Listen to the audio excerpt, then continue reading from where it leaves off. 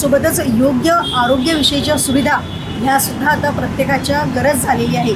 आपण जसं बघत असतो, प्रत्येक वेळेला ऐकत असतो की आधी फक्त घरगुती जे आपले उपाय असतात ते वापरूनच आपण प्रत्येकावरती इलाज केले जायचे, परंतु आता वैद्यकीय सुविधा इतक्या जास्त वाढलेल्या आहेत आणि इतक्या अत्याधुनिक आहेत की या माध्यमातून कुठल्याही रोगाचं निदान केलं जाऊ शकतं। आणि ह्याच वैद्यकीय सुविधांमुळे अकोला शहराला एक नवी ओळख प्राप्त झालेली आहे।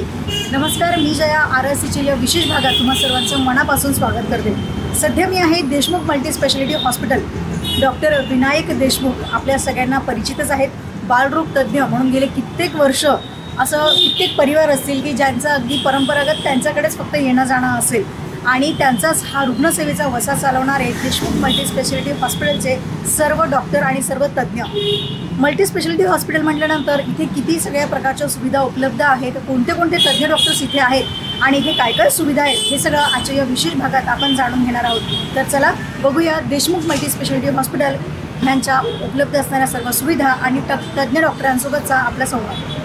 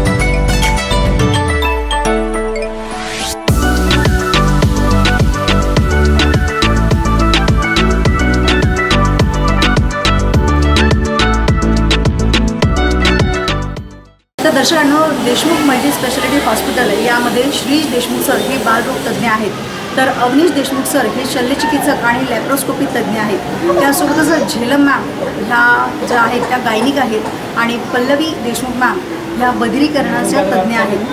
ह्या तर विनायक देशमुख सरांचा हा संपूर्ण परिवार रुग्णसेवेचा वसा चालवत आहे, पण त्यासोबतच मल्टी स्पेशालिटी म्हटल्यानंतर विविध क्षेत्रामध्ये तज्ज्ञ असणारे डॉक्टर्स इथे व्हिजिटला नेहमीच असतात आणि रुग्णांची गरज बघता आणि त्यांची अतिदक्षता घेण्यासाठी सुद्धा इथे खूप सगळ्या सुविधा उपलब्ध आहेत।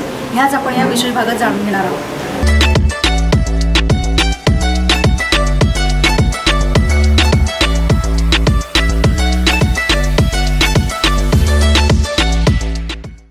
मुलं म्हणजे देवावरची फुलं आणि यांना जपणं ही आपल्या सगळ्यांची जबाबदारी आहे।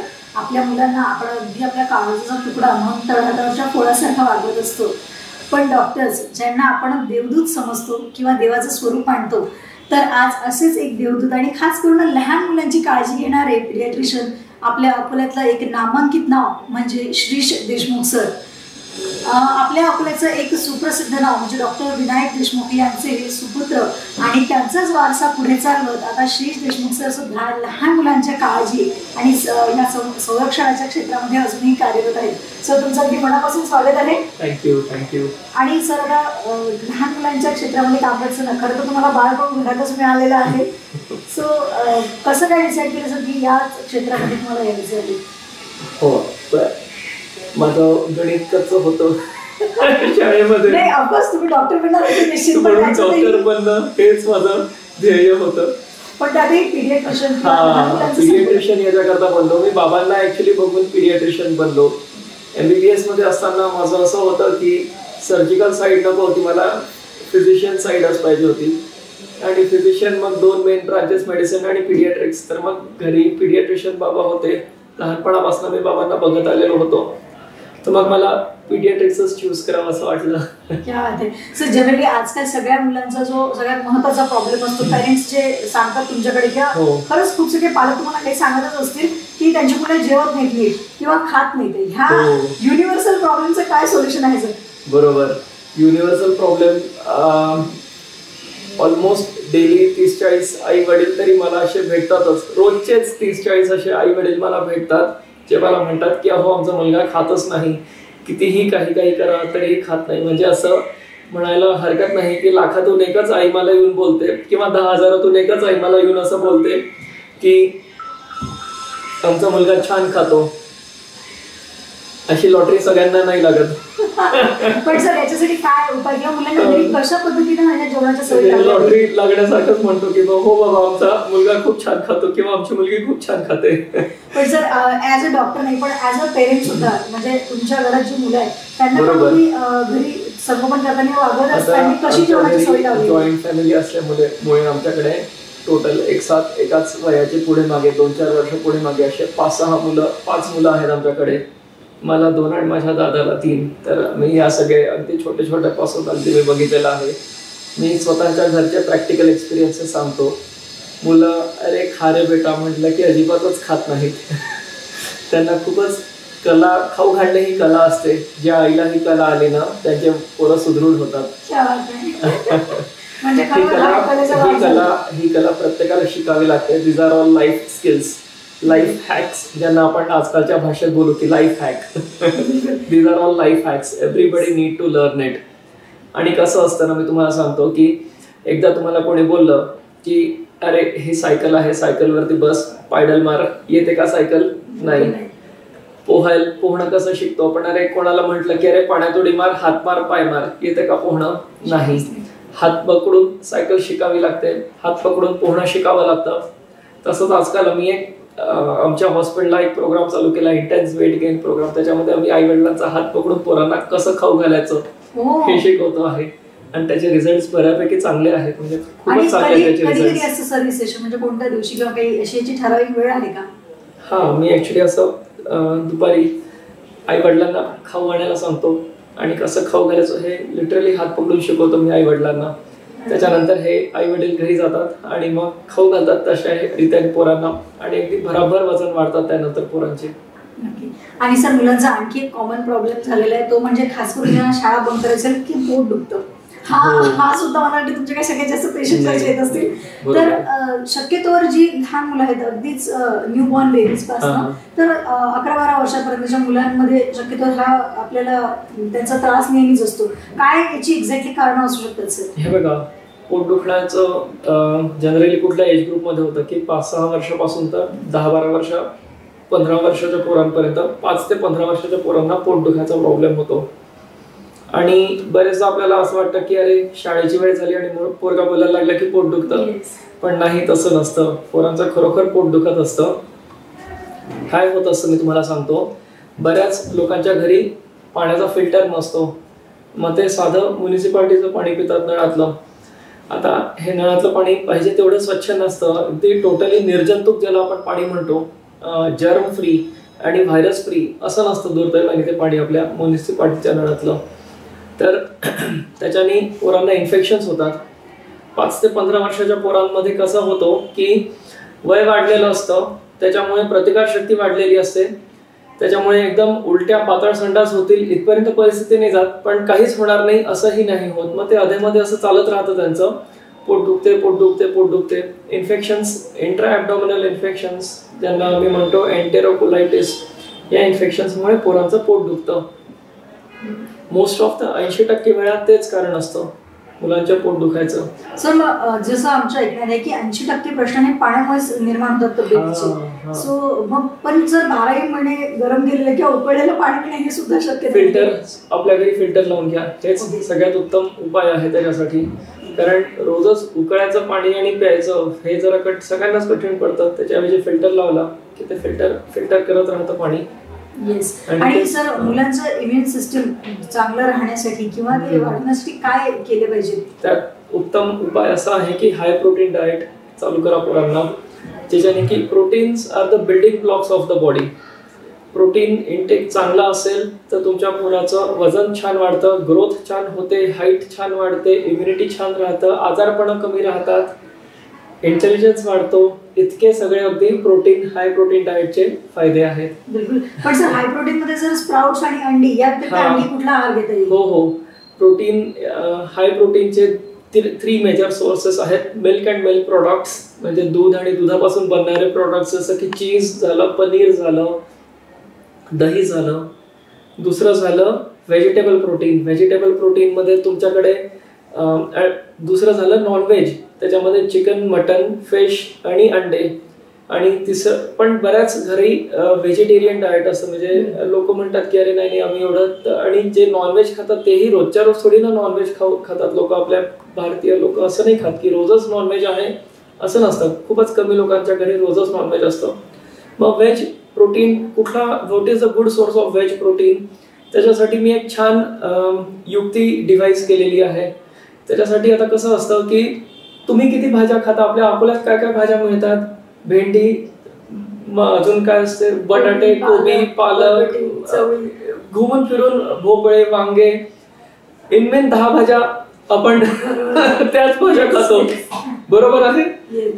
तर याच्यासाठी एक मी उपाय असा केलेला आहे की आमच्याही घरी माझ्या आईला नाही चालायचं की अरे ती व्हेज होती, मग तिच्यासाठी प्रोटीन इंटेक आम्ही असा शोधून काढला, व्हेजिटेबल प्रोटीन. तर त्याच्यात आम्ही काय करायचो, घुमून फिरून 10 भाज्या खातो. तुम्ही सकाळी एक भाजी बनवता आणि संध्याकाळी एक भाजी बनवता, असं नाही करत की सकाळची भाजी पण संध्याकाळी, जनरली असं नाही करत कोणी. तर त्याच्यासाठी काय करायचं की सकाळी आमच्या घरी 1 तारीख ते 10 तारीख असं फ्रीजवरती लिहिलेलं असायचं.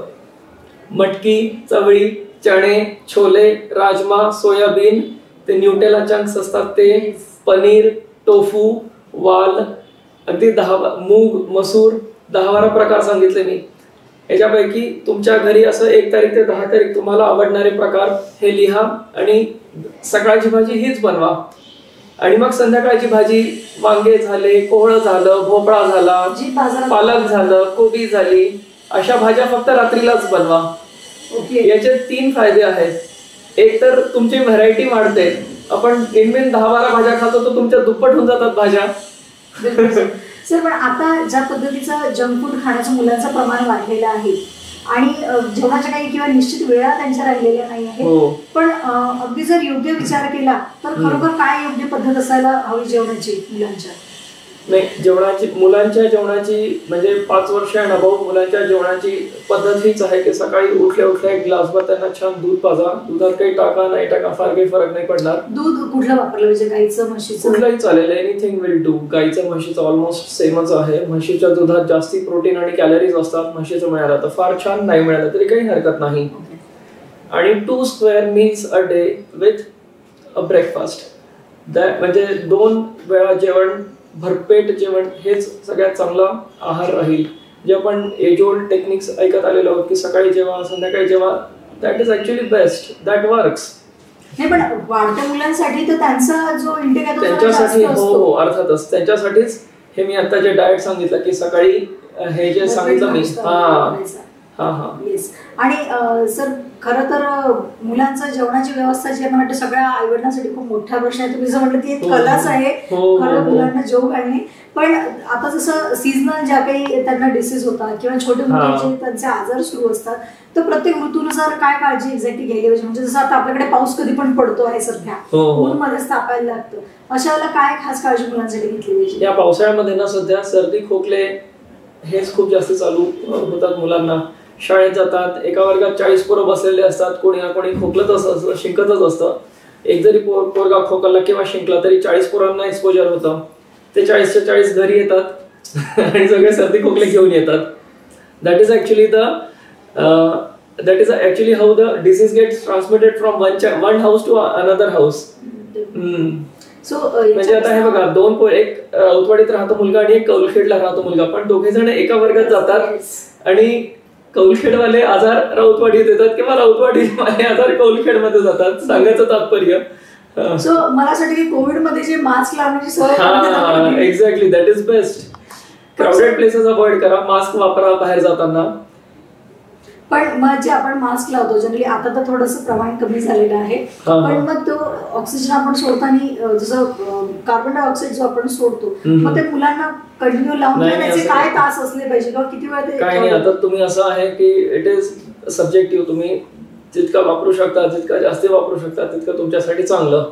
बिलकुल sir, Deshmukh multi speciality hospital, आता मल्टी स्पेशालिटी म्हटल्यानंतर इथे कोणत्या कोणत्या खास सुविधा आहेत लहान मुलांसाठी स्पेशली की ज्या आपल्याला बाकी ठिकाणी नाही आहेत अवेलेबल, किंवा इथे त्यांची काळजी जी आहे ती अगदी योग्य पद्धतीने घेतली, असे काय सुविधा आपल्याकडे आहेत? मी 1 वर्षाच्या बाळापासून 18 वर्षाच्या पोरांपर्यंत सगळ्या प्रकारचे सगळेच आजार लहान मुलांचे इकडे ट्रीट होतात.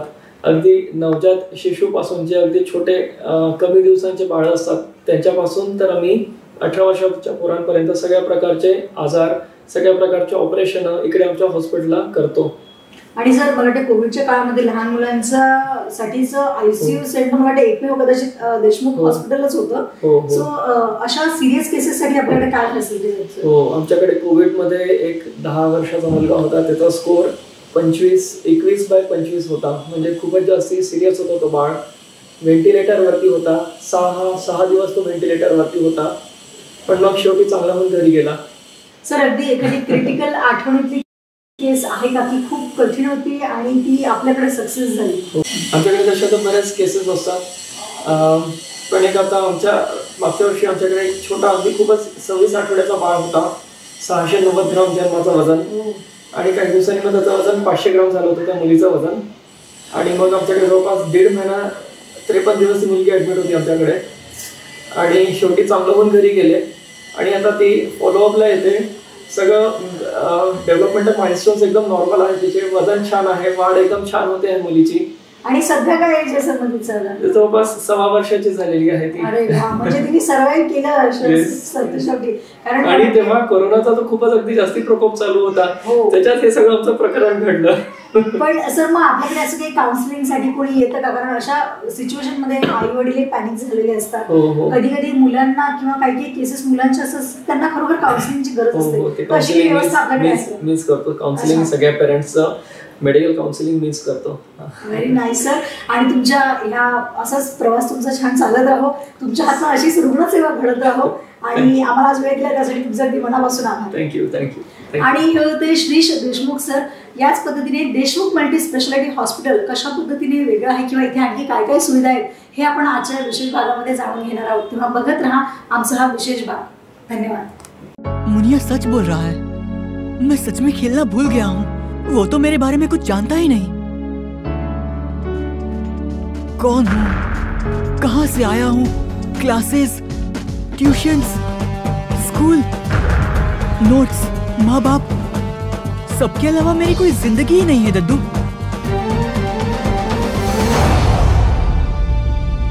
मैं 4 दिन पहले मंडी से वापस आ रहा था तो रास्ते में तू पड़ा हुआ मिला. जख्मी था, बेहोश था. वहाँ से 14 कोस दूर कोई गांव भी नहीं है. वहीं तुझे छोड़ देता तो तू किसी जंगली जानवर का शिकार हो जाता. कल पुलिस यहाँ छानबीन करने आई तो हम क्या जवाब देंगे? अरे डरने का नहीं रे, हम सब है ना यहाँ. अरे अपना गाँव तो स्वर्ग है, स्वर्ग.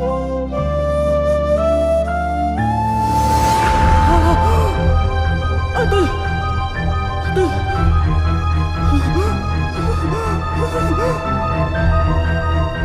मेरा शहर मुंबई मुझे हर रोज 1.5 कदम चलना सिखाता है. आधा कदम अपने लिए और 1 कदम दूसरों को क्रॉस करके आगे निकलने के लिए. रहे मेरे माता पिता तो आए दिन मेरे लिए सपने देखते हैं. नंबर 1 होना बड़ी बात नहीं है, उसे मेंटेन करना इम्पोर्टेंट बात है.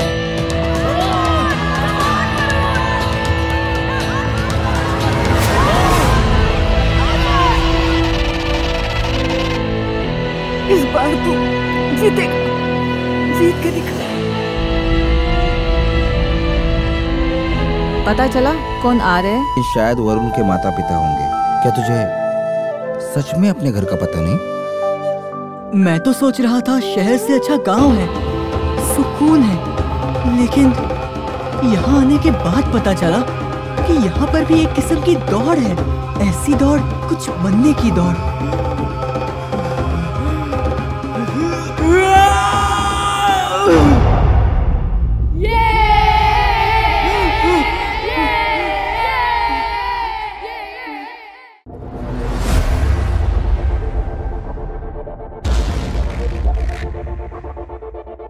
नमस्कार. RRC नेटवर्क प्रस्तुत co powered by city news सुपरफास्टच्या हॅलो डॉक्टर या विशेष कार्यक्रमात मी तुमची होस्ट पल्लवी हार्दिक स्वागत करते. आज आपल्या कार्यक्रमामध्ये आम्ही आमंत्रित केलं आहे डॉक्टर झेलम देशमुख मॅडम यांना. मॅडम हार्दिक स्वागत आहे तुमचं. नमस्कार. मॅडमचा थोडक्यात परिचय जाणून घेऊया. मॅडम MBBS DNB DGO आहे, तसेच स्त्रीरोग तज्ञ व सोनोग्राफी तज्ञ आहे आणि फिटल मेडिसिन कन्सल्टंट सुद्धा आहे. आणि आपला आजचा विषय आहे गर्भामध्ये वाढणाऱ्या बाळाची काळजी कशी घ्यावी, सोबतच गर्भात होणाऱ्या आजाराविषयी जागरूकता, हा आपला विषय आहे. आणि चर्चेला आपण सुरुवात करूया. मॅडम, पहिला प्रश्न असा आहे की प्रेग्नेन्सी कन्सीव्ह करताना काय काळजी घ्यायला हवी? म्हणजे जनरली बाळ राहिल्यानंतरच पोटामध्ये हल्ली बाया फार कॉन्शियस असतात, परंतु ती प्रेग्नेन्सी ठेवण्यापूर्वी काय काळजी घ्यायला हवी? सर्व श्रोत्यांना माझा नमस्कार. मी एक स्त्री रोग तज्ञ आहे आणि हा माझा स्पेशल इंटरेस्ट आहे to take care of the foetus in the womb. तर बेसिकली काय आहे की आपण सगळे विचार करतो की एकदा आपल्याला प्रेग्नन्सी राहिली मग विचार करू की काय करायचं. तर तसं नाही आहे. आपण आजकाल प्रिव्हेंटिव्ह केअरकडे चाललो आहे. आपल्याला सगळ्यांना कॉम्प्लिकेशन्स प्रिव्हेंट करायचे आहेत आणि त्याच्यासाठी आपल्याला प्रेग्नन्सी ठेवण्याच्या आधीपासूनच आपलं शरीर कसं आहे हे जाणणं जरुरी आहे. तर त्याला आम्ही प्रीनेटल काउन्सिलिंग किंवा केअर म्हणतो. आजकाल माझ्याकडे खूप म्हणजे नवीन यंग लग्न झालेले कपल येतात की आम्हाला पहिले असं आमचं प्लॅनिंग आहे, मग आम्हाला प्रेग्नन्सी ठेवायची आहे, तर आम्ही कसं ह्याच्याबद्दल पुढे जाऊ शकतो. तर सर्वात इम्पॉर्टंट गोष्ट अशी आहे की आजकाल आपल्या पूर्णतः सगळ्याच भारतामध्ये ओबेसिटी हे खूप वाढलेलं आहे. आणि ह्या ओबेसिटीचं एक कारण असंही आहे बायांमध्ये की त्यांना पॉलिसिस्टिक ओव्हरियन सिंड्रोम असू शकतो. तर आपल्याला नंबर 1 तर काय आहे, प्रेग्नन्सी ठेवण्याच्या आधीपासून आपला आहार आणि आपला एक्सरसाइज म्हणजे it is a lifestyle modification जे आपल्याला प्रेग्नन्सीमध्ये पण कामात येणार आहे. तर त्याची सुरुवात आपल्याला आधीपासूनच करायला पाहिजे. मग प्रेग्नंट झाल्यानंतर बघू, असं करू, तसं आपण विचार नाही करू शकत आहे, कारण की तेव्हा मी तुम्हाला वजन कमी नाही करायला सांगू शकत. बरोबर आहे. तर त्याच्यासाठी काय आहे की आपलं शरीर तयार पाहिजे आहे, आपल्याला हेल्दी लाईफस्टाईल ठेवायची आहे. आपलं डाएट आणि न्यूट्रिशन आणि एक्सरसाइज या तिन्ही ह्याच्यावरती आपल्याला चांगला भर द्यायचा आहे. याच्यासाठी ऑब्व्हियसली आपल्याला मैदा, साखर आणि तत्सम जे बाहेर बनणारे पदार्थ आहेत त्यांच्यावरती चांगला कंट्रोल पाहिजे आहे आणि डेली रुटीन एक्सरसाइज ह्याची आपल्याला गरज आहे. तसंच प्रेग्नन्सी राहण्याच्या आधी आपल्या अंगामध्ये चांगलं रक्त पाहिजे, याला आम्ही हिमोग्लोबिन म्हणतो. तर आपलं जर शरीर चांगलं असेल तर आपली जी प्रेग्नन्सी आहे ती चांगली वाढेल आणि कॉम्प्लिकेशन कमी राहतील. तर साधारणतः चांगल्या घरातल्या मुलींमध्ये सुद्धा आजकाल अॅनिमियाचं प्रमाण वाढलंय. आणि ह्याला काय कारण आहे तर आजकालची पिढी, आपण म्हणजे मी पण त्याच्यातच आहे ऑब्व्हियसली, तर आपल्या पूर्वी आया लोहाच्या कढईमध्ये बनवायच्या, पण आजकाल आपण नॉनस्टिक वापरतो. त्याच्यानंतर दुसरी गोष्ट अशी आहे की आपलं जे फळ, फ्रूट किंवा भाज्या ज्याच्यातनं आपल्याला आयर्न मिळणार आहे त्या खायचं आपण कमी घेत केलेलं आहे. त्यामुळे अॅनिमिया खूपच रॅम्पंटली आजकाल भारतामध्ये वाढायला लागलेला आहे. तर ह्याचं आपलं करेक्शन झालेलं असेल तर जेव्हा आपल्याला प्रेग्नन्सी राहते त्यावेळी आपल्या आईला आणि बाळाला दोघांनाही त्रास होणार नाहीये. तर anaemia should be prevented before the lady gets pregnant. That is a very very important thing. तसंच तिसरं आणि मोस्ट इम्पॉर्टंट गोष्ट अशी आहे की काही आजार जर आपल्याला असतील किंवा आपल्याला त्या आजाराचं प्रोटेक्शन पाहिजे असेल तर ही गोष्ट प्रेग्नन्सी राहण्याच्या आधीच आपल्याला करायला पाहिजे. जसे की काही आजार असतात ज्यांनी बाळामध्ये व्यंग येऊ शकतं. त्याच्यामध्ये एक सर्वात इम्पॉर्टंट आजार आहे तो म्हणजे रुबेला आणि सेकंड इम्पॉर्टंट आहे चिकन पॉक्स. आता आपल्या सगळ्यांनी गोवर म्हणजे मिझल्स आणि चिकन पॉक्स म्हणजे कांजणा यांचं वॅक्सिन घेतलेलं असतं किंवा आपल्याला लहानपणी झालेले असतात. पण काही हातावरती म्हणजे काही थोड्या स्त्रिया असतील ज्यांनी हे वॅक्सिन घेतलेलं नाहीये किंवा ह्यांना त्याचं प्रोटेक्शन नाहीये, तर ते आहे की नाही नंबर 1. एक तर आपण वॅक्सिन घेतलं असेल तर मग आपल्यामध्ये त्याचं प्रोटेक्शन डेव्हलप झालंय की नाही हे बघणं जरुरी आहे. आणि नसेल घेतलं तर साधी गोष्ट आहे, आपल्याला ते वॅक्सिन प्रेग्नन्सी राहण्याच्या आधीपासून घेतलेलं आहे, घ्यायला पाहिजे. तर रुबेला आणि चिकन पॉक्स या 2 गोष्टी खूपच इम्पॉर्टंट आहेत. आता तुम्ही म्हणाल मॅडम करोनाचं काय करायचं है ना, कारण की सगळीकडे कोरोना आहे आणि खूपच मिसकन्सेप्शन होते की करोनाच्या वॅक्सिननी प्रेग्नन्सी नाही राहत किंवा करोनानी काय होतं वगैरे वगैरे. तर करोनामुळे आतापर्यंत it is a big virus, मोठा व्हायरस आहे. तो ट्रान्सप्लेसेंटली क्रॉस होत नाही. म्हणजे आईला जर करोना झाला तर बाळाला करोना होत नाही, कारण की प्लासेंटल क्रॉस अजून दिसलेला नाही आमच्याकडे. अनेक गर्भवती मातांची डिलिव्हरी झालेली आहे ज्यांना करोना झालेला होता प्रेग्नन्सीमध्ये, पण त्यांची बाळं खूपच छान आहेत आणि I have seen them growing for last 2 years. त्यामुळे मला तरी असं वाटत नाही की करोनाने काही बाळाला अफेक्शन झालेलं आहे. काही स्टडीज आलेले होते पण दे आर नॉट, म्हणजे ते आपण प्रूव्ह नाही करू शकत आहे ते स्टडीज. तर करोनाबद्दल असं आहे की वॅक्सिन तुम्ही कधीही घेऊ शकता. आम्ही असं म्हणतो की पहिल्या 3 महिन्यात प्रेग्नन्सीच्या घेऊ नका, कारण की आपण एक्स्ट्रा काही गोष्टी पहिल्या 3 महिन्यात करत नाही बाळासाठी, बरोबर आहे. तर ह्या vaccines, whichever vaccines you can take, तुम्ही प्रेग्नन्सीच्या आधी ते वॅक्सिनेशन शेड्यूल कम्प्लीट करून टाकाल, जेणेकरून प्रेग्नन्सीमध्ये आपल्याला एक्स्ट्रा प्रोटेक्शन मिळणार आहे. जसं की स्वाईन फ्लू वॅक्सिन देतात पुण्याकडच्या एरियामध्ये, आता स्वाईन फ्लू परत येतो आहे, तर हे स्वाईन फ्लूचं वॅक्सिन आपण प्रेग्नन्सीमध्येही घेऊ शकतो किंवा प्री प्रेग्नन्सीमध्ये पण घेऊ शकतो. ह्या 1-2-3 इम्पॉर्टंट गोष्टी आहेत. आणि तिसरी आणि सर्वात इम्पॉर्टंट गोष्ट म्हणजे metabolic syndrome should be looked out. म्हणजे काय, आजकाल लहान मुलींमध्ये सुद्धा अनेक थायरॉइड आणि डायबिटीज, म्हणजे त्या डायबेटिक नसतात पण त्या बॉर्डरलाईन शुगर एक ज्याला म्हणतो आपण, तर ते त्यांचं असतं. आणि अशा ह्यांच्यामध्ये प्रेग्नन्सीमध्ये शुगर म्हणजे प्रेग्नन्सीमधला डायबिटीस होण्याची शक्यता वाढते. तर थायरॉइड आणि शुगर ह्या दोन्हीचं एक तर आपल्याला चेकअप करायचंय आणि दुसरी गोष्ट त्याचं आपल्याला जर असेल तर ते कंट्रोल करायचंय.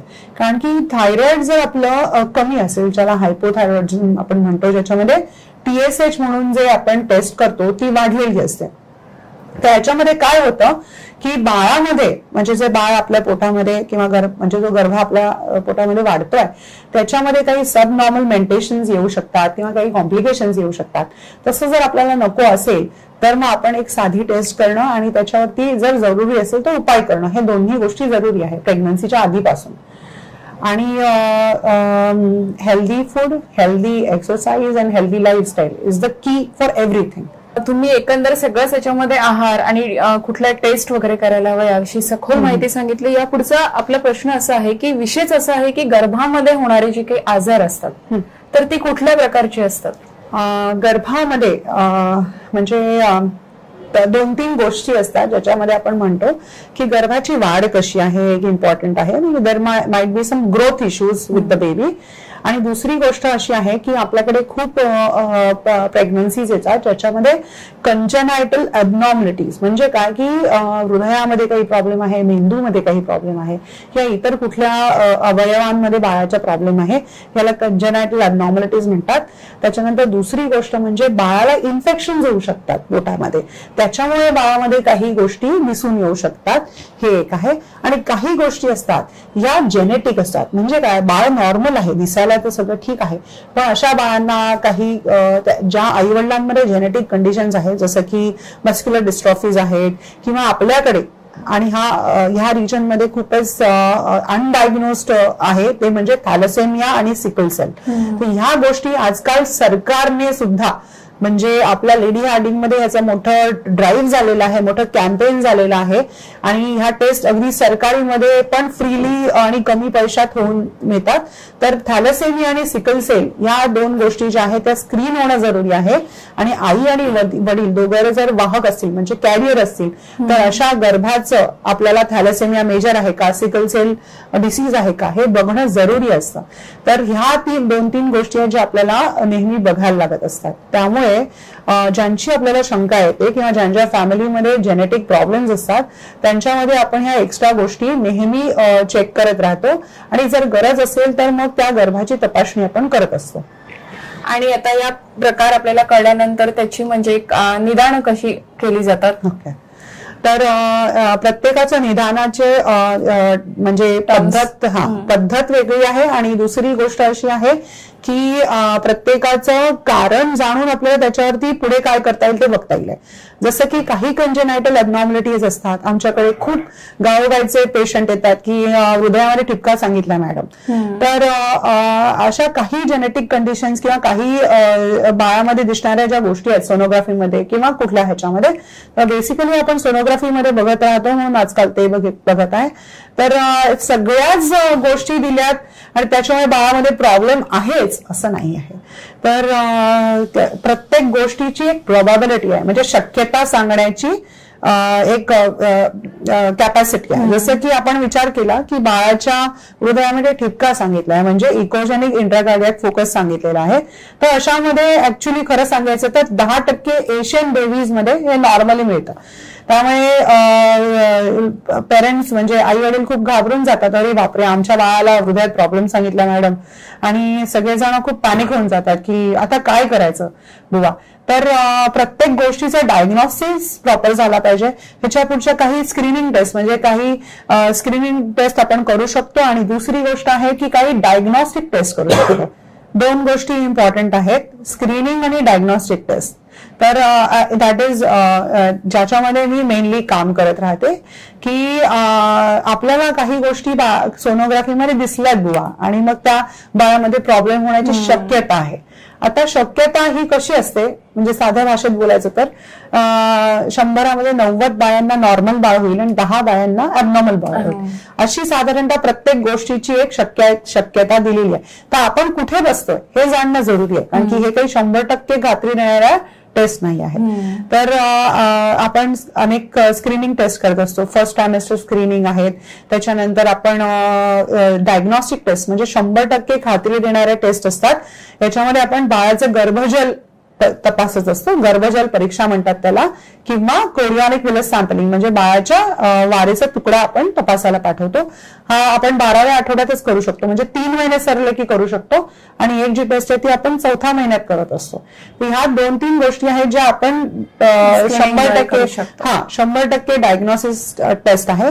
याच्या उपर पुढे जाऊन ही अनेक गोष्टी असतात, जसं की प्रत्येकच पेशंटला ह्या सगळ्या किचकट याच्यामध्ये पडायची गरज नसते. कधी कधी आपली शक्यता जर खूपच कमी असेल तर आम्ही अशा पेशंटना फक्त ऑब्झर्वेशन मध्ये पण ठेवतो, आणि then we see the baby, how the baby is growing, त्याच्यामध्ये अजून काही दुसरं होत आहे की नाही. आता जो माझा थिसिस आहे आणि जो माझा खरंच माझ्या हृदयाला अतिशय प्रिय टॉपिक आहे तो म्हणजे एनटी स्कॅन. आम्ही सगळेजण गायनेकॉलॉजिस्ट बोलत राहतो की एनटी स्कॅन.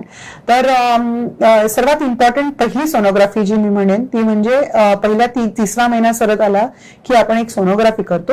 याला जेनेटिक सोनोग्राम पण म्हणतात आमच्या भाषेमध्ये, आणि specifically nuchal translucency scan. Okay, आपल्या एरियामध्ये त्यामानाने बरंच because of my colleagues and my dear friends, my seniors and juniors, सगळ्या जणांमध्ये खूपच चांगलं आजकाल याचा अवेअरनेस आहे. त्याच्यामुळे आम्ही सगळेजण हा सोनोग्राफी शक्यतो मिस करतच नाही. पण मला आज आपल्या साध्या खेडोपाडीतल्या लोकांना ही सांगायची गरज की एकच साधी सोनोग्राफी आहे 3ऱ्या महिन्याची, आणि ती करून घेणं जरुरी आहे. तर ह्याच्यामध्ये आपण काय करत असतो, बाळाच्या मानेच्या पाठीमागची जाडी मोजत असतो. याला न्यूकल म्हणजे मान, आणि ट्रान्सल्युसन्सी म्हणजे जाडी. तर न्यूकल ट्रान्सल्युसन्सी म्हणजे मानेच्या पाठीमागची जाडी आपण मोजतो, आणि याचे काही क्रायटेरियाज आहेत, काही ठोकता आहेत आमच्या भाषेमध्ये. आईचं वय जसं वाढतं तसं त्याची काही रिस्क वाढू शकते, किंवा दुसरे काही कॉम्प्लिकेशन्स असतील, पहिल्या बाळाला काही प्रॉब्लेम असेल तर तिची रिस्क वाढत असते. तर या सोनोग्राफीवरती आधारित आम्ही आमची एक पेशंटला रिस्क देतो, म्हणजे शक्यता तुझी बाई कुठे, तू 2000 मध्ये एक आहे, तू 500 मध्ये एक आहे, तू 150 मध्ये एक आहे, बरोबर आहे. तर ही फक्त एक साधी एनटी स्कॅन नसून आम्ही त्यावेळेला बाळाला एक जनरल स्क्रीन करत असतो की बाळाची वाढ कशी आहे, बाळाचं हृदय अर्ली हार्ट कसं डेव्हलप होत आहे. सोनोग्राफी विषयी आता तुम्ही सांगत होता, तर त्याविषयी थोडक्यात काय सांगाल? प्रत्येकाने ही सोनोग्राफी करून घ्यायला पाहिजे. नाही सगळे डॉक्टर आजकाल ती प्रिस्क्राईब करतच आहेत, पण तरीही ॲज अ रिस्पॉन्सिबल पेशंट सगळ्यांनी ती सांगायला पाहिजे. आणि त्याच्यामध्ये काही इश्यू असतील तर आपल्या कन्सल्टंट डॉक्टरांना किंवा जे स्पेशलिस्ट आहेत आमच्यासारखे फिटल मेडिसिनमध्ये त्यांच्याकडनं प्रॉपर गायडन्स घेतला पाहिजे. केवळ आपण सोनोग्राफी न करता आपण प्रेग्नन्सीमध्ये आपल्या स्वतःची काळजी घेणं जरुरी आहे. चांगला आहार ज्याच्यामध्ये चांगले प्रथिनं म्हणजे प्रोटीन डाएट चांगलं पाहिजे आहे. केवळ पोळी म्हणजे मी 1 पोळी खाते आणि मी 2 पोळ्या खाल्ला ह्याला काही आपला आहार वाढला असं म्हणता येणार नाही. आपल्याला चौरस आहार पाहिजे. जसं मराठीमध्ये आपली आई पहिले बनवायची चटणी, कोशिंबीर, पोळी, भाजी, त्याच्यामध्ये भाजीमध्ये डाळ भाजी वगैरे असायची. तर आजकाल कसं झालेलं आहे की एखाद भाजी बनते आपल्या घरी, मग आपण ठीक आहे आज 2 पोळ्या खाऊन टाकू असं चाललेलं आहे. तर तसं न करता आपल्या आहारामध्ये चांगले प्रथिनं पाहिजे, कारण की प्रेग्नन्सीमध्ये सर्वात इम्पॉर्टंट गोष्ट जरुरी असते चांगले प्रोटीन्स खाणे आणि कमी कार्बोहायड्रेट आणि कमी फॅट.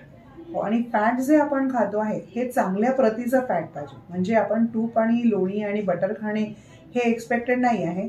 तर चांगलं DHA म्हणजे कधी आपण आपल्या अक्रोटमध्ये असतं किंवा जे फिश खातात त्या फिशमध्ये असतं.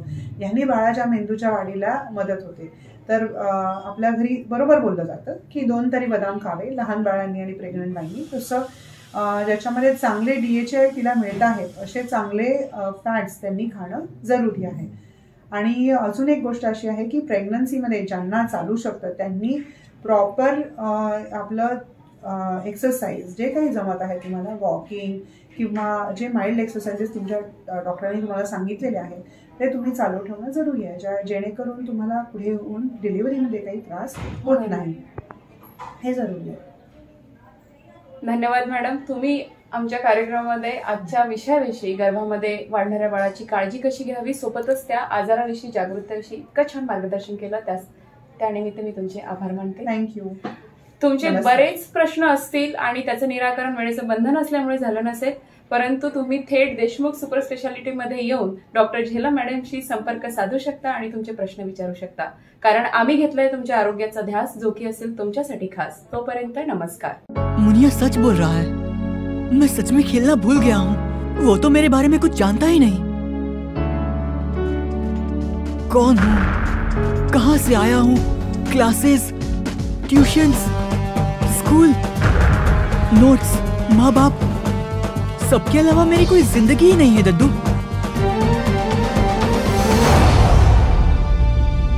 मैं 4 दिन पहले मंडी से वापस आ रहा था तो रास्ते में तू पड़ा हुआ मिला. जख्मी था, बेहोश था. वहाँ से 14 कोस दूर कोई गांव भी नहीं है. वहीं तुझे छोड़ देता तो तू किसी जंगली जानवर का शिकार हो जाता. कल पुलिस यहाँ छानबीन करने आई तो हम क्या जवाब देंगे? अरे डरने का नहीं रे, हम सब है ना यहाँ. अरे अपना गाँव तो स्वर्ग है, स्वर्ग.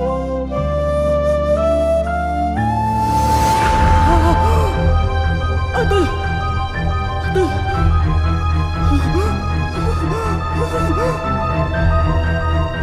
मेरा शहर मुंबई मुझे हर रोज 1.5 कदम चलना सिखाता है.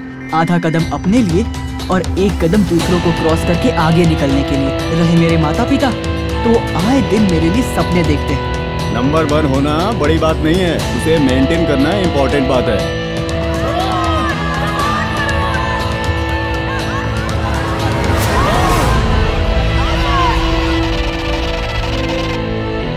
इस बार तू जीतेगा, जीत के दिखा.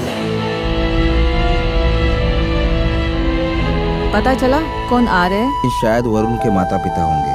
क्या तुझे सच में अपने घर का पता नहीं? मैं तो सोच रहा था शहर से अच्छा गांव है, सुकून है.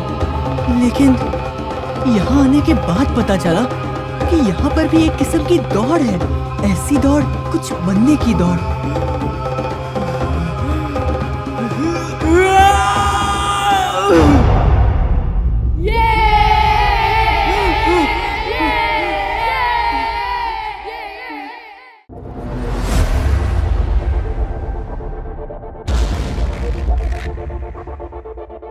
RRC नेटवर्क वस्तू city news superfast powered by hello doctor या विशेष कार्यक्रमात मी तुमची होस्ट पल्लवी हार्दिक स्वागत करते. आजच्या कार्यक्रमात आम्ही आमंत्रित केला आहे डॉक्टर पल्लवी देशमुख यांना. मॅडमचा थोडक्यात परिचय जाणून घेऊया. मॅडम MBBS DA म्हणजेच भूलतज्ञ व इंटेन्सिव्हिस्ट आहे. त्या शुद्धीकरण तज्ञ असून आज आपण आपल्या कार्यक्रमात त्यांना आमंत्रित केलंय. मॅडम स्वागत आहे तुमचं आमच्या कार्यक्रमामध्ये. धन्यवाद. जसे की तुम्ही अनेस्थेशियस्ट आहात तर प्रत्येक आजारामध्ये ही व्यक्ती फार महत्वाची असते, तुम्ही तज्ञ म्हणून. तर याविषयी थोडक्यात काय सांगाल? अनेस्थेटिस्ट म्हणजे आता ही टर्मच चेंज झाली आहे. It is now called as anaesthesiologist म्हणजे बधिरीकरणाचे डॉक्टर. सो प्रत्येकच सर्जरीच्या अंडर जाताना म्हणजे कुठलीही सर्जरी असो पेशंटला ती पेनलेस हवी असते. पेशंटचं पहिलं हे असते डॉक्टरला की दुखणार तर नाही ना, काही त्रास तर नाही होणार ना. सो म्हणजे हे घालवायसाठी म्हणून अनेस्थेशियोलॉजिस्ट असतात. हा मॅडम, आणि ऍक्च्युली ही भीती मग निघून जाते आणि पेशंट थोडा रिलॅक्स होतो. आणि जसं की अनेस्थेशिया जो आहे हा सर्जरी दरम्यान दिला जातो, तर पेशंटने काय प्रिकॉशन्स घ्यायला हवी? कारण बऱ्याच लोकांना एवढी माहिती नाही आहे, आणि आज तुम्ही बधिरीकरण तज्ज्ञ म्हणून काय सांगाल? सगळ्यात पहिलं तर असतं की पेशंट हा खाली पोट असायला पाहिजे. तर तो कमीत कमी त्यांनी 4 तास आधीपर्यंत पाणी नको प्यायला, आणि सर्जरीच्या 6 तास आधीपर्यंत त्यांनी काही सॉलिड फूड खायला नको. आणि of course if it is an emergency surgery तर त्यात तर आपल्याला थांबता येत नाही, पण निदान इलेक्टिव्ह सर्जरीमध्ये जरी पेशंटनी हे फॉलो केलं तर म्हणजे त्यांच्यासाठी पण चांगलं, आणि म्हणजे आम्हाला पण म्हणजे तेवढीच त्यांची रिस्क कमी करता येतं. कारण यात जर पेशंट जर खाऊन पिऊन आलेले असले आणि इलेक्टिव्ह सर्जरीमध्ये मग ते आम्ही तर थोडासाच चहा घेतला किंवा थोडासाच एकच बिस्किट खाऊन आलो आहे, पण त्याचा त्रास त्यांनाच होतो. सर्जरी दरम्यान त्यांना उलट्या होऊ शकतात, उलट्या म्हणजे ते अन्न छातीत जाऊ शकतं, ऍस्पिरेट झालं तर पेशंट व्हेंटिलेटरवर सुद्धा जाऊ शकतो. त्याच्यामुळे जसं डॉक्टर त्यांना इन्स्ट्रक्ट करतात की तुम्हाला काय खायला पाहिजे, कधी खायला पाहिजे, इवन सर्जरी झाल्यानंतर पण डॉक्टरच्या सल्ल्याविना पेशंटनी पाणी सुद्धा घ्यायला नको असं. आणि त्याच्यानंतर त्यांनी कुठलीही मेडिकल हिस्ट्री त्यांची पास्टमध्ये त्यांची एखादी सर्जरी झाली असेल, त्या दरम्यान जो अॅनेस्थेशिया घेतला असेल, त्याचं काही कॉम्प्लिकेशन त्यावेळेला झालं होतं का त्यांना, तर ते पुन्हा रिपीट होण्याची शक्यता असते. तर त्याच्यामुळे त्यांची कुठलीही हिस्ट्री त्यांनी लपवू नये पेशंटला. बरेच पेशंट म्हणजे HIV पॉझिटिव्ह किंवा HbSAg पॉझिटिव्ह असतात, आणि हे त्यांना लपवायचं असते. कारण जिथे हे पॉझिटिव्ह पेशंटची सर्जरी असते त्यांचा खर्च वाढतो, आणि कारण स्टाफ डॉक्टर सगळे त्या गोष्टीला एक्सपोज होतात, आणि त्यांना ही मनात भीती असते की आपण जर हे उघड केलं की आम्ही हे पॉझिटिव्ह आहे तर लोक आमच्याशी कसे वागतील, इथे हॉस्पिटलमध्ये आमच्याशी कसं वागणूक दिलं जाईल, किंवा एखाद वेळेला डॉक्टर म्हणेल की नाही नाही मी तुमची सर्जरी नाही करू शकत कारण तुम्ही पॉझिटिव्ह आहे. तर आजकाल सगळीकडे सगळ्या सर्जरीज होतात आणि याचे प्रिकॉशन्स पण घेतले जातात, पण एवढंच की म्हणजे तुम्ही दुसऱ्यांचे लाईफ, तुम्हाला तर झालेलंच आहे पण तुम्ही दुसऱ्यांचे लाईफ हे डेंजरमध्ये टाकू नये. त्याच्यामुळे तुम्ही ही सगळी हिस्ट्री जी आहे ती डॉक्टरांकडे रिव्हील करायला पाहिजे. अगदी बरोबर. बघा दर्शक हो, मॅडमने खूप मोलाचं असं मार्गदर्शन केलं आहे की तुमची जी काही मेडिकल हिस्ट्री असेल ती सांगणं गरजेचं आहे, कारण त्याचे ड्रॉबॅक हे इतरांवरती सुद्धा होऊ शकतात. आणि मॅडम ॲज अ अॅनेस्थेशिस्ट म्हणजे लोकांना काय वाटतं की अॅनेस्थेशियाच्या इंजेक्शन्समुळे भरपूर गैरसमज आहे मनामध्ये, स्पेशली सी सेक्शनच्या बाबतीत आणि इतरही, त्याविषयी काय सांगाल? सी सेक्शनला जेव्हा आमच्याकडे स्त्रिया येतात तेव्हा त्यांच्या शेजारी पाजारी किंवा नातेवाईकांनी अरे माझं पण सीझर झालं होतं आणि तेव्हापासनं मला पाठीत दुखतंय किंवा मला कमरेचा त्रास आहे आणि मला हे करता येत नाही किंवा असं, हे कुठलेही गैरसमज बाळगू नये. कारण सी सेक्शन साठी जी सुई लागते ती इतकी छोटी असते आणि ती काही आपण पाठीत ठेवत नाही, औषध दिल्यानंतर लगेच ती काढल्या जाते. त्याच्यामुळे म्हणजे त्या सुईचा काही त्रास पेशंटला होत नाही. बेसिकली हे जे बॅकएक वगैरे असतं एक तर एज वाईज असतं, दुसरं म्हणजे पेशंटला न्यूट्रिशनल डेफिशियन्सी जी असते त्याच्यामुळे असतं, कॅल्शियम डेफिशियन्सी किंवा ओबेसिटी, त्यांचं वजन जास्ती असेल तर त्याच्यामुळे होऊ शकतं, किंवा त्यांची जी म्हणजे सिटिंग म्हणजे बसून काम करण्याची हॅबिट असेल किंवा जे काही त्यांचं पॅटर्न ऑफ वर्क असेल की ऑफिसमध्ये तुम्हाला इतके तास बसूनच राहायला लागतं, दुसरं काही म्हणजे एक्सरसाइज होत नाही किंवा तुम्हाला वेळ मिळत नाही, तर ही सगळी कारणं त्याच्यासाठी असतात, ना की अॅनेस्थेशिया. आणि खरं तर तुम्ही जी माहिती दिली फार महत्वाची मॅडम, कारण याच्यामुळे कसं पेशंट्स थोडे कन्फ्युज होतात की अॅनेस्थेशियामुळे किती प्रॉब्लेम्स होऊ शकतात, परंतु मॅडमने छान असं सांगितलंय की काही त्याचा इफेक्ट नसतो, ते मेडिकल हिस्ट्री पण तुमची असू शकते त्याला. आणि मॅडम पुढचा प्रश्न असा आहे की जनरल मध्ये अॅनेस्थेशिया देणं टाळलं पाहिजे का? ऍक्च्युली जनरल अॅनेस्थेशियामध्ये रिस्क जास्त असते. बरेचदा पेशंट ओबेज असेल, वजन जास्ती असेल, त्याचं शॉर्ट नेक असेल किंवा त्याचे दात पुढे असतील किंवा दातच नसतील ओल्ड एजमुळे किंवा एखाद्याचे म्हणजे माउथ ओपनिंगच कमी असते, म्हणजे तोंडात जागा कमी असते, अशा वेळेस बऱ्याचदा इंट्युबेशनला डिफिकल्टी असते.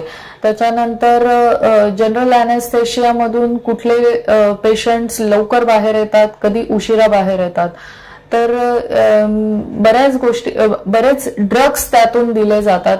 तर कुठल्या समजा एखाद्या वेळेस पेशंटला रिॲक्शन आली तर ती नेमकी कुठल्या ड्रगमुळे आली हे आपल्याला माहिती करणं खूप डिफिकल्ट असतं. तर शक्यतोवर म्हणजे जितकं रिजनल मध्ये होत असेल, जसं हाताचं ऑपरेशन आहे तर आजकाल हात ब्लॉक करूनच ऑपरेशन केलं जातं किंवा कमरेखालच्या कुठल्याही भागाचं ऑपरेशन असेल तर त्याच्यात स्पायनल अॅनेस्थेशियामध्ये त्या सगळ्या सर्जरीज होऊन जातात. तर शक्यतोवर रिजनल मध्ये करण्याचा आम्ही प्रयत्न करतो आणि आम्ही पेशंटलाही तेच कन्व्हिन्स करतो की म्हणजे यात तुम्ही डॉक्टरांशी संवाद साधू शकता, तुमचे जे काही प्रश्न आहे ते तुम्ही ऑपरेशन दरम्यान पण विचारू शकता आणि म्हणजे जनरलची रिस्क जितकी टाळता येईल म्हणजे तितका रिजनलचा वापर करायला पाहिजे. हा. आणि मॅडम आता आधीच्या अॅनेस्थेशियामध्ये म्हणजे आणि आत्ताच्यामध्ये काय फरक आहे, दर्शकांना काय सांगाल? आधी म्हणजे जे ड्रग्ज होते त्याची अवेलेबिलिटी फार कमी होती. म्हणजे बऱ्याचदा आपल्याकडे पेन किलर्स वगैरे हे नागपूरहून मागवायला लागायचे. स्पेशल सर्जरी असेल, कुठल्या हार्ट डिसीज किंवा याची सर्जरी असेल तर. आता ते सगळे ड्रग्ज इथे अवेलेबल असतात. त्यानंतर पहिले मी जेव्हा इथे सुरू केलं होतं तेव्हा मला प्रत्येक ठिकाणी मॉनिटर सुद्धा घेऊन जायला लागायचं. पण आता सर्जन्सकडे मॉनिटर, अॅनेस्थेशिया वर्कस्टेशन, मशीन, तर या सगळ्या गोष्टी अवेलेबल झालेल्या आहेत. त्याच्यामुळे आता आणि ड्रग्स पण सगळीकडे अवेलेबल आहेत. तर सगळ्या प्रकारचा अॅनेस्थेशिया आणि म्हणजे सगळ्या हॉस्पिटल सोपं झालं आहे. पहिले ऑक्सिजनची अवेलेबिलिटी सुद्धा म्हणजे छोट्या हॉस्पिटल्सला ते विचार करायचे की अरे ऑक्सिजनची नीड नाही आहे आपल्याला, पण हॉस्पिटल म्हटलं की ऑक्सिजन कधी लागेल पेशंटला याचं काही सांगता येत नाही. त्याच्यामुळे आता हे जे काही रूल्स आले आणि जे काही कंपल्शन आले त्याच्यामुळे प्रत्येक हॉस्पिटल हे वेल इक्विप्ड झालेलं आहे आणि सगळीकडे सगळ्या सोयी उपलब्ध आहेत. अगदी बरोबर मॅडम. आणि दर्शक हो, आपली चर्चा अशी सुरू राहणार आहे, परंतु तत्पूर्वी घेऊया एक छोटासा ब्रेक. कोरोना संकटात वर्क फ्रॉम होम असो की विद्यार्थ्यांचे ऑनलाईन एज्युकेशन, 20 वर्षांपासून विश्वसनीय नाव RRC ब्रॉडबँड. आता आमच्या घरच्या सर्वांसाठी सुपरफास्ट इंटरनेट सेवा.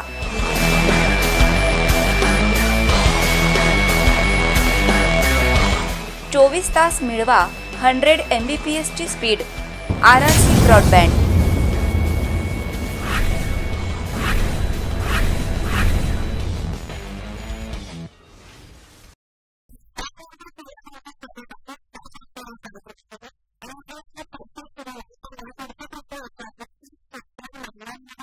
वजन जो महिलांमध्ये तर आहेच पण मुलींमध्ये सुद्धा आहे. म्हणजे लग्नाच्या आधी सुद्धा भरपूर वजन वाढलेलं असतं. आणि हे ओबेसिटी तुम्हाला किती प्रमाणात चॅलेंजिंग आहे ऍज अ अॅनेस्थेशिया देताना? ऍज अ अॅनेस्थेटिस्ट ओबेसिटी हा आजचा महत्वाचा घटक झालेला आहे. कारण कुठलीही सर्जरी असो म्हणजे ओल्ड एज म्हणजे इलेक्टिव्ह सेक्शन किंवा सी सेक्शन मध्ये सुद्धा आजकाल जे पेशंट येतात ते त्याचं कुठल्याच पेशंटचं वजन 90च्या खाली नसतं. कारण प्रेग्नन्सी कन्सिव्ह करायच्या आधी त्यांचं जवळपास 70-75 असं वजन असतं आणि त्याच्यानंतर ड्युरिंग प्रेग्नन्सी त्यांचं 15 ते 20 किलो गेन असतं. तर प्रत्येक पेशंट 90च्या वरच असतो. मग या दरम्यान काय होतं की त्यांचं जे कर्वेचर असतं पाठीचं ते चेंज होऊन जातं. कारण ऑलरेडी प्रेग्नन्सीमध्ये पोट वाढतं आणि तसंही स्पाइन कर्वेचर चेंज होतं. त्यात वजन वाढल्यामुळे अजूनच स्पाइन कर्वेचर चेंज होतं. मग यात ज्या स्पाइनच्या स्पेसेस असतात त्या कमी होऊन जातात. मग जे स्पायनल आपण देतो पेशंटला ते लावायला डिफिकल्टी जाते, जागा मिळत नाही. दुसरं म्हणजे सर्जनला पण ते सगळं फॅट बाजूला सारून ऑपरेशन करायला खूप डिफिकल्ट जातं. पेशंटचे सुचर भरायला त्रास होतो कारण फॅटमुळे तिथे सतत म्हणजे फॅट जळून जे पाणी येतं तर ते सतत असल्यामुळे टाके भरत नाही पेशंटचे. अशा पेशंटला लॅप्रोस्कोपी हा चांगला ऑप्शन आहे. पण लॅप्रोस्कोपीमध्ये ओबेस पेशंटला जनरल अॅनेस्थेशियामध्येच सर्जरी केल्या जाते. तर जनरल अॅनेस्थेशिया दिल्यानंतर आपल्याला पेशंटला पॅरालाइज करावं लागतं आणि पॅरालाइज करायसाठी जे ड्रग्ज दिले जातात ते ओबेस पेशंटच्या बॉडीमधून खूप स्लोली बाहेर पडतात. तर असे पेशंट ओबेस पेशंट अॅनेस्थेशियामधून उशिरा बाहेर येतात. त्याच्यानंतर बऱ्याचदा त्यांना व्हेंटिलेटरची आवश्यकता असते. ओबेस पेशंटमध्ये इंट्युबेशन डिफिकल्ट असतं. म्हणजे जे बेशुद्ध करायला आपण पेशंटला पॅरालाइज करतो आणि फुफ्फुसामध्ये आपल्याला नळी टाकून ते व्हेंटिलेट करायला लागतं. ते ती नळी टाकणं डिफिकल्ट असतं. त्याच्यानंतर लॅप्रोस्कोपीमध्ये पोटामध्ये CO2 गॅस सोडला जातो. त्यांनी लंग छोटे होऊन जातात अजून. म्हणजे पोट मोठं होतं आणि त्यांनी लंग वरती पुश होतात आणि ऑलरेडी ओबेस पेशंटचे लंग्स वरती पुश झालेले असतात. त्यांची नेक छोटी असते. त्याच्यानंतर त्यांना घुळण्याची सवय असते. तर हे सगळे रेस्पिरेटरी प्रॉब्लेम्स त्यांना येतात आणि त्याच्यामुळे सर्जरी दरम्यान बरेचसे कॉम्प्लिकेशन्स ओबेसिटीमुळे होऊ शकतात. तर ओबेसिटी हा खूप मोठा फॅक्टर आहे. आम्ही पेशंटला म्हणतो तर त्यांचं एकच म्हणणं असतं की हमने बहुत ट्राय किया लेकिन ये वजन कमी ही नहीं होता, उल्टा बढ़ी जाता है. तर शक्यतोवर एक्सरसाइजेस रुटीन केले पाहिजे. ऍटलिस्ट पेशंट हा फिजिकली फिट असायला पाहिजे. जरी त्याला म्हणजे जरी वजन जास्ती असेल पण पेशंट फिजिकली फिट असायला पाहिजे. नाहीतर कुठले पेशंट असे असतात की त्यांचं वजनही जास्त असतं आणि ज्यांना चालताना सुद्धा दम लागत असतो, त्रास होतो. हा, तर हे असे पेशंट्स जे आहे ते अॅनेस्थेशियाच्या दृष्टीने खूप हाय रिस्क असतं. आणि मॅडम काही पेशंट असे असतात म्हणजे आता तुमच्या सुपर स्पेशालिटीमध्ये देशमुख की येत असताना बऱ्याच लोकांच्या धारणा असतात की मुहूर्त योग्य असेल तर बाळाचा जन्म केला तर योग्य राहील. परंतु आता दॅट इज नॅचरल प्रोसेस. त्या बाळाला काय होतं याविषयी काय सांगाल? म्हणजे थोडासा डॉक्टर म्हणून काय तुम्ही संदेश द्याल याविषयी? मुहूर्त हा इलेक्टिव्ह केसेससाठी बरेच पेशंट काढून येतात की आमचा 8 ते 10चा मुहूर्त आहे किंवा याच दरम्यान आमचं म्हणजे मूल जन्माला यायला पाहिजे. काही तर आम्हाला अगदी असं सांगतात की मॅडम नाळ कापायची वेळ ही असायला पाहिजे. तर त्याचं ते म्हणजे इन शॉर्ट त्यांचं असं असतं की त्यांच्या मुलाचं भविष्य ते पोटातूनच घडवत असतात. आणि मला असं वाटतं की जर हे इमर्जन्सीमध्ये जर करायला लागलं त्यांचं तर मग तर काही मुहूर्ताचा काही प्रश्नच नसतो. काही पेशंट आमच्याकडे असे होते जे रात्री 12चा मुहूर्त घेऊन आले होते. पण त्यांनी मला असं वाटतं की डॉक्टरांचा विचार करावा की जे दिवसभरही काम करतात आणि एका इलेक्टिव्ह सेक्शनसाठी त्यांनी 12 वाजेपर्यंत जागे राहावे आणि दुसरं म्हणजे अशा ऑड टाइमचे मुहूर्त जे पेशंट आणतात त्यावेळेस कसं असतं की एक तर ही पण रिस्क असते की समजा पेशंटला ब्लड लागलं आणि तर तेव्हा ब्लड बँक उघडी नसते किंवा म्हणजे हाय रिस्क पेशंट असेल तर या सगळ्या गोष्टी ऑड टाइमला नाही मॅनेज होत. सो म्हणजे मुहूर्त बघावा, पण जरा डॉक्टरांचा, स्टाफचा, हॉस्पिटलचा विचार करून की एक लिनियंट मुहूर्त की नाही आता म्हणजे या दरम्यान आम्ही करू की असं करायचं आहे आम्हाला, म्हणजे अगदीच डॉक्टरांना त्रास होईल आणि कंपल्शन कराल की तसं नको करायला पेशंटनी. अगदी बरोबर मॅडम. आणि खरंच आहे की मुहूर्त ह्या गोष्टी दर्शक वाईट नाही आहे, परंतु परिस्थितीचा सुद्धा विचार करायला हवा आणि येणाऱ्या बाळाचा सुद्धा विचार करायला हवा असं मॅडमने सांगितलं. आणि मॅडम खरं तर तुमचे आभार की तुम्ही इतकं छान आमच्या कार्यक्रमामध्ये मार्गदर्शन केलं. आणि तुम्हाला जर काही तुमचे प्रश्न विचारायचे असतील, कारण वेळेचं बंधन असल्यामुळे सगळ्या समस्यांचं निराकरण झालेलं नसेल, परंतु तुम्ही देशमुख सुपर स्पेशालिटी इथे येऊन थेट मॅडमशी संपर्क साधू शकता. तुम्हाला आमचा कार्यक्रम कसा वाटला हे नक्कीच सांगाल, कारण आम्ही घेतलाय तुमच्या आरोग्याचा ध्यास, जो की असेल तुमच्यासाठी खास. तोपर्यंत नमस्कार. मुनिया सच बोल रहा है, मैं सच में खेलना भूल गया हूँ. वो तो मेरे बारे में कुछ जानता ही नहीं. कौन हूँ, कहाँ से आया हूँ, क्लासेस, ट्यूशंस, स्कूल, नोट्स, माँ बाप, सबके अलावा मेरी कोई जिंदगी ही नहीं है दद्दू.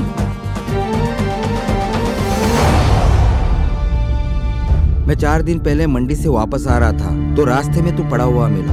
जख्मी था, बेहोश था. वहाँ से 14 कोस दूर कोई गांव भी नहीं है. वहीं तुझे छोड़ देता तो तू किसी जंगली जानवर का शिकार हो जाता. कल पुलिस यहाँ छानबीन करने आई तो हम क्या जवाब देंगे? अरे डरने का नहीं रे, हम सब है ना यहाँ. अरे अपना गाँव तो स्वर्ग है, स्वर्ग.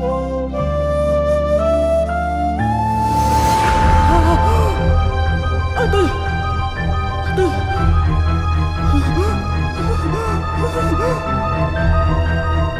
मेरा शहर मुंबई मुझे हर रोज 1.5 कदम चलना सिखाता है. आधा कदम अपने लिए और 1 कदम दूसरों को क्रॉस करके आगे निकलने के लिए. रहे मेरे माता पिता तो आए दिन मेरे लिए सपने देखते हैं. नंबर 1 होना बड़ी बात नहीं है, उसे मेंटेन करना इम्पोर्टेंट बात है.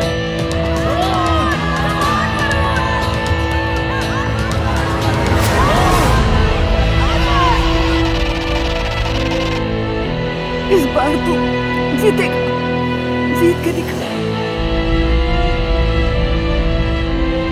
पता चला कौन आ रहे हैं? ये शायद वरुण के माता पिता होंगे. क्या तुझे सच में अपने घर का पता नहीं? मैं तो सोच रहा था शहर से अच्छा गांव है, सुकून है, लेकिन यहाँ आने के बाद पता चला कि यहाँ पर भी एक किस्म की दौड़ है. ऐसी दौड़, कुछ बनने की दौड़.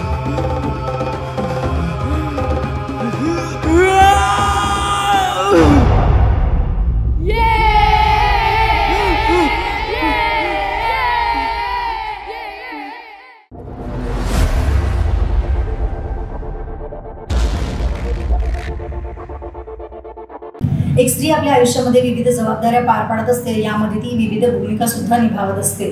पण तिच्या आयुष्यातला सगळ्यात महत्त्वाचा क्षण असतो तो म्हणजे आई होण्याचा.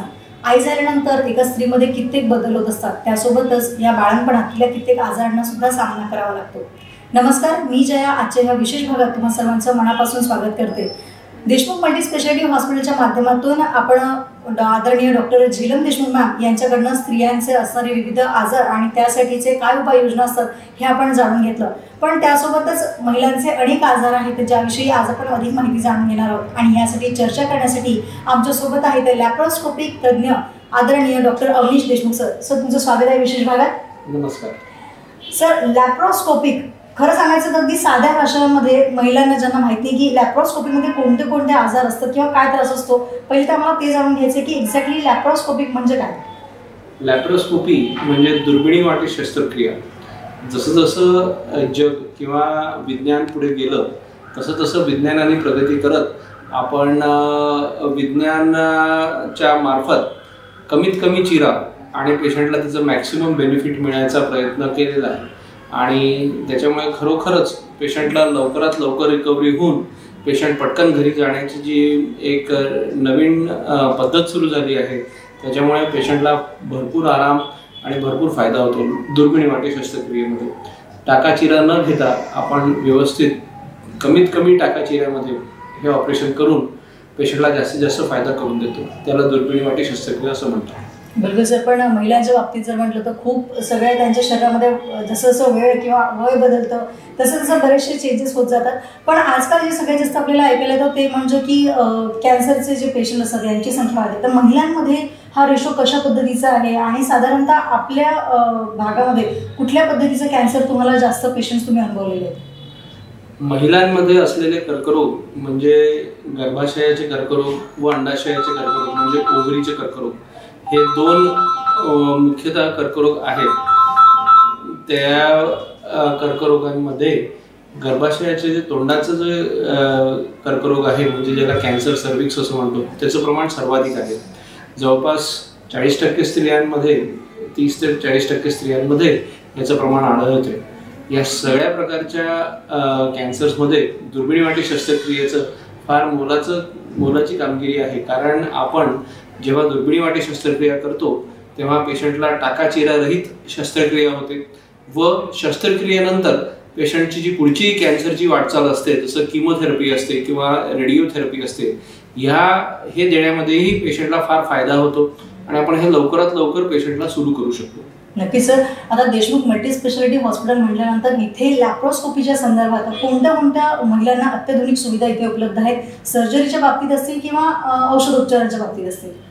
आमच्याकडे देशमुख मल्टी स्पेशालिटी हॉस्पिटलमध्ये सर्व दुर्बिणी वाटी शस्त्रक्रिया सगळ्या प्रकारच्या कॅन्सरच्या शस्त्रक्रिया दुर्बिणी वाटी होतात व सर्व प्रकारच्या नॉन कॅन्सर शस्त्रक्रिया देखील दुर्बिणी वाटी होतात. इथे आमच्याकडे एक्सपर्ट किमोथेरपिस्ट येतात किमोथेरपी द्यायला म्हणजे जे औषधोपचार असतो कॅन्सरचा तो देखील आमच्याकडे अत्याधुनिक पद्धतीने होतो व पेशंटला आम्ही पूर्णपणे बरं करायचा प्रण घेऊनच पुढे जातो प्रत्येक कॅन्सरच्या केसमध्ये.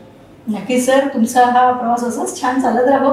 आणि सर जसं तुम्ही सांगितले की इथे कॅन्सरच्या बाबतीत सुद्धा बऱ्याचशा सुविधा आपण उपलब्ध केलेल्या आहे. पण आपल्या अकोल्यामध्ये जे सर्वांना सर्वश्रुत आहे ते म्हणजे तुकाराम हॉस्पिटल. इथे सुद्धा तुम्ही सेवा द्यायला जात असतात. तर अशा काय सुविधा आहेत ज्या इथे आणि तिथे काय फरक आहे?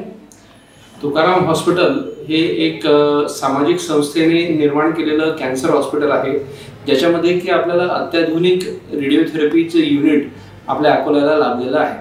तिथे महात्मा ज्योतिबा फुले जन आरोग्य योजना याच्या अंतर्गत आम्ही मोफतमध्ये सगळ्या शस्त्रक्रिया कॅन्सरच्या करत असतो आणि पेशंट गरीब रुग्णांना ज्यांना की प्रायव्हेट हॉस्पिटलमध्ये येऊन सर्जरी किंवा ऑपरेशन करणं परवडत नाही त्यांची शस्त्रक्रिया आम्ही तिथे निशुल्क म्हणजे पेशंटला काहीही चार्ज न लागू देता आम्ही तिथे हे ऑपरेशन करतो.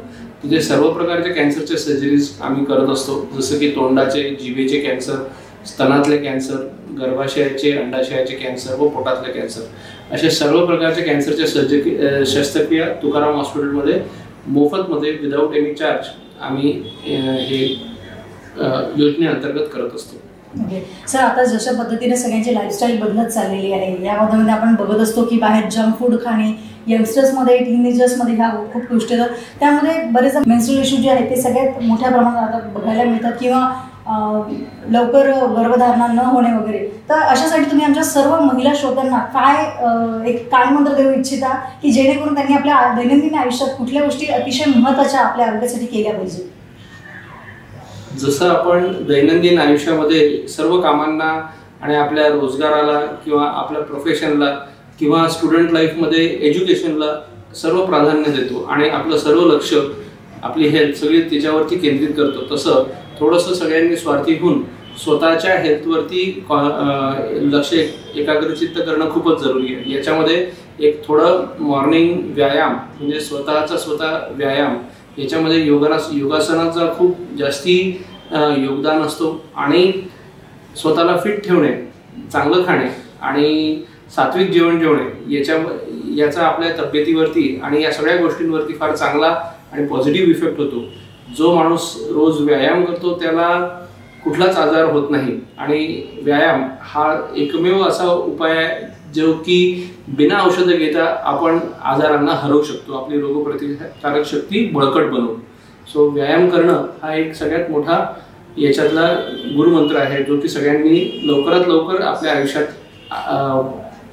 अंगीकृत करून घेतला पाहिजे. नक्की सर. पण आता जाता अगदी शेवटचा प्रश्न आमचा की आतापर्यंतच्या तुमच्या ह्या करिअरमध्ये तुम्हाला अगदी लक्षात राहणारी एखादी केस जी खूप डिफिकल्ट होती आणि ती त्याच्यामध्ये तुम्ही लिहिल्या ती सगळी पार करून गेला.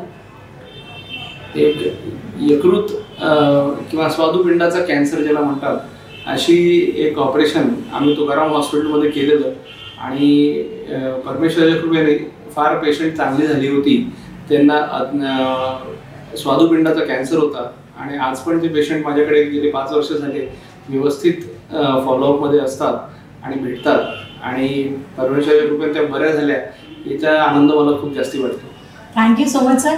तुमचा हा जो प्रवास आहे रुग्णसेवेचा हा असाच छान चालत राहावा आणि तुम्हाला आमच्याकडनं खूप सगळ्या शुभेच्छा. आज तुम्ही वेळ दिलात त्यासाठी अगदी मनापासून आभार. तर हे होते डॉक्टर अवनीश देशमुख सर.